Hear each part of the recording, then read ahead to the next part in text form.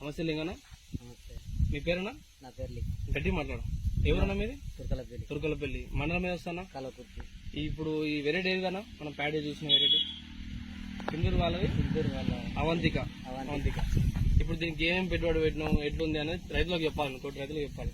నేను ఏం నాటేటప్పుడు ఒక సంచి చల్లిన, ఒక సంచి పడ్లేదు చల్లినావు. పర్లేదు చల్లిన. ఓకే. తర్వాత యూరియా చల్లినావు. అంతే. ఇప్పుడు దాకా ఏ మందు కొట్టలేదు? ఏ మందు కొట్టలేదు. నీకు ఎట్లుందన్నా? బాగుంది. పక్కన వేరే వాళ్ళ ఒడ్లు పెట్టారు కదా, వాళ్ళ ఒడ్లు మన ఒడ్లకు తిరగండి. మన గొలక పెద్ద ఉంది, గొల్ల పెద్దగా ఉంది, మంచిగా ఉంది. ఇప్పటి వరకు అయితే ఏ మందు కొట్టలేదు, మందు జోలేదు. పోయిన సంవత్సరం మన కంపెనీ ఏది పెట్టినావు? దొడ్డు రకం పెట్టినావు, సీలేక పెట్టినావు. అది ఎలా వచ్చిందన్నా? అది మంచిగా ఉంది, అది బాగుందని ఇది పెట్టినావు. ఈసారి మళ్ళాసారి కూడా ఇదే పెడతారు.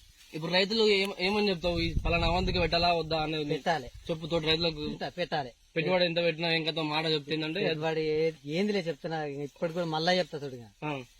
నాటేటప్పుడు ఒక సంచి చల్లిన. ఓకే. ఇంకా గొల్కలు గిల్కలు ఏది లేదు. ఒక యూరియా చల్లినాం. కాకపోతే నీళ్ళు పెట్టుకున్నాం అంతవరకే. నేనైతే పెట్టుబడి పెట్టలేదు. ఎలా ఉంది సింధూర్ కంపెనీ? Super seed. నా లేక 100 మంది పెట్టాలి. రమేష్ గొల్ల కూడా చూపి దగ్గరికి రా. అట్లా కాకపోతే ఒక్కటే చూపి. ఏమో ఇట్లా ఒక్కటే చూపి. ఇక్కడ అబ్జర్వ్ చేయగలరు. ఇక్కడ ఒక్కటే చూపి. ఎలా ఉంది? సూపర్ ఉంది. పెట్టాల్సిందే.